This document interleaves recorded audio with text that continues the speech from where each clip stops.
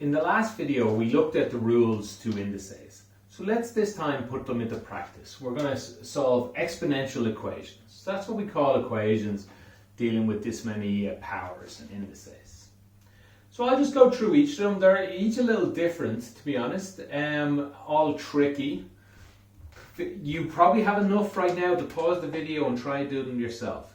Open up a page with all the rules to the indices, whether it be a web page or in a book, and try each of these yourselves. But I'll go through them with you. Part 1, in fact, a little trick in part 1 might help you through the rest of them. So let's see, part 1 is 3 to the power of 2x minus 5 is equal to 27. Now, one of our big problems here is 3 to the power of equals 27. That's a bit difficult. If they were both 3 to the power of, that would be much easier for me to do. So the first thing I'm going to do is go 3 to the power of x minus 5 is equal to 3 to the power of 3. You need to keep an eye out for these sort of things in these questions, because now it becomes quite trivial. 3 to the power of something is equal to 3 to the power of something. Well, the somethings must equal. 2x minus 5 is equal to 3. Well then, 2x is equal 8, adding 5 to both sides, and x is equal to 4, dividing both sides by 2. And we can go back and check that if we want. 2 4s are 8, 8 minus 5 is 3, 3 to the power of 3 is equal to 27. Correct. So you need to keep an eye out for things like that, 27 becoming 3 to the power of 3. And we looked through the rest of the questions already. There's an 8, 2 to the power of 3. There's a 9, 3 to the power of 2. 26 here, that doesn't work with anything. 9, 3 to the power of 2. Be warned though, that might not help you. Alright, that might be a little red herring. Okay, part 2. Again, pause the video, try to do this yourself. And a clue before you start, if you want it, is you'll get a simultaneous equation, which we'll expect because we have an x and a y. So we get 2 to the power of x equals 8y plus 1. Let me just start with this. Okay, I would rather 2 to the power of here. So how about 2 to the power of x is equal 2 to the power of 3. But keep an eye where the y plus 1 is. That's to the power of the 8, which means it's to the power of 2 to the power of 3. So that's y plus 1. It's to the power of everything inside it. Be careful of that. So we get 2 to the power of x is equal, what's our rule say? Our rule says multiply the 3 by what's to the power of. 3y plus 3. 3 multiplied by this. Check our rules on the last video. And so this becomes x is equal to 3y plus 3. I'll leave that for a moment. We can't solve it anymore. So we'll go to the second part of the question. 3x minus 9 is equal 9 to the power of y. Well, that is 3x minus 9 is equal 3 squared to the power of y, which is 3x minus 9 is equal 3 to the power of 2y, or x minus 9 is equal 2y. Okay, 3's just disappeared out. We can ignore them. We're not dividing. We will learn something, in fact, the next video, how to more formally get rid of them. But for now, we're just noticing that the thing that is to the power of this must be the same as the thing that is to the power of this. In future videos, we can, next video in fact, we will learn how to not divide both sides by 3, to do something to both sides that will destroy this 3 and leave the indice intact. Okay, for now we got this and this. That is simply a simultaneous equation. That is x equals 3y plus 3. We've been doing these a good while now. Equals 2y. I go ahead and solve them using my substitution method, not mine, I'm sorry. X equals, well, if x equals this, let's just write this again. Instead of writing x's though, we'll write 3y plus 3. Instead of writing x, I'm going to just write this. So x is here, minus 9 equals 2y. Let's equate all the terms. Take 2y from this side, we get y. Let's take 3 and add 9, or well, let's just put this together first. This is minus 6. Let's add 6 to both sides, equals 6. You know what, maybe I did that a little too fast. Let's slow that up a little bit. Let's put this together. Minus 6 equals 2y.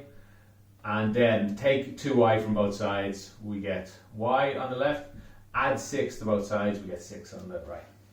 Not finished, I still need x. But remember, x is equal to 3 y's, 3 6's, plus 3, which is equal to 21. That's our answers. X is equal to 21 and y is equal to 6. That's part 2. And we can put it back in. Let's see. It's a big number, but okay. We got 2 to the power of 21. You're going to have to ask a calculator, but it is roughly 2 point something million. 8 to the power of what? Of 7. Again, you're going to have to ask a calculator, but I am very confident because 2 to 21 is the same as 8 to 7. I can do that in my head, and it is roughly though 2 point something million. That I cannot do in my head.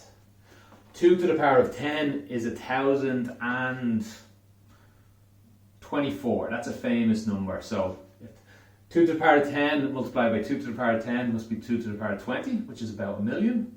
Multiplied by another 2 is about 2 million. So, but it's gets bigger each time. So I'd say about 2.5, 2.6 million. Anyway, it seems to work. Oh, we never checked the bottom one. I won't bother since the numbers are so big and disgusting. Okay, part 3. Let me rub the board out.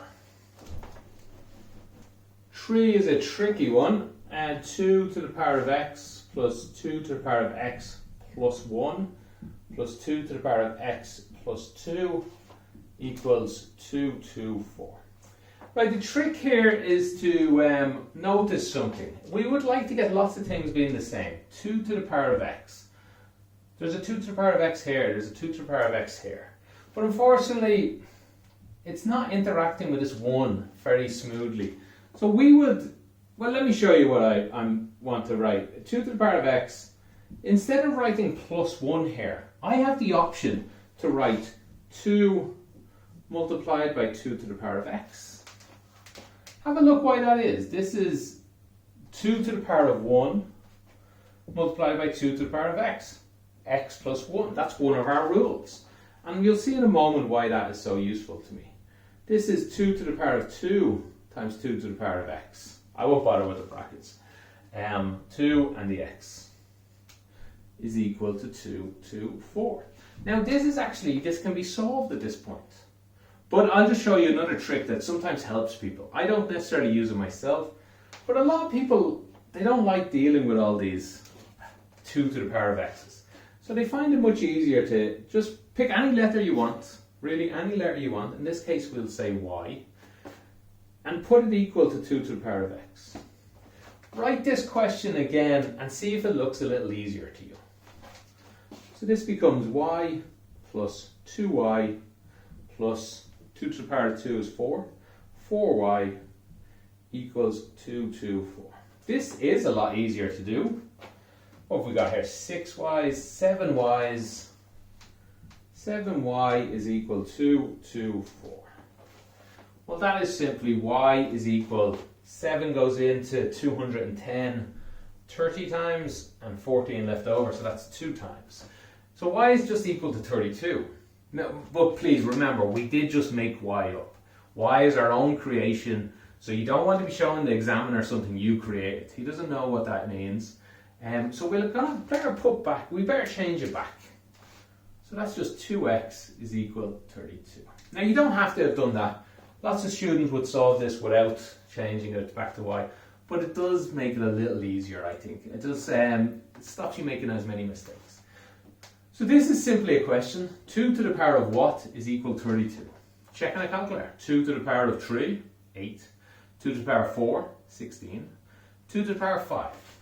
2 to the power of 5 is equal to, 32. So 2 to the power, yes, 2 to the power 5 is equal to 32.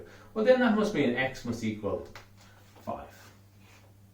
That's our solution to that. We will, again in the next video, we will learn something that will more formally solve for x. Because it won't always be this easy. The answer was nice and simple as 5. If this was 2 to the power of x is equal to 31, the answer then becomes 4 point something. I don't know. I would have to use logarithmics, and that is going to be in the next video. For now though, we've solved the answer. It is x equals 5.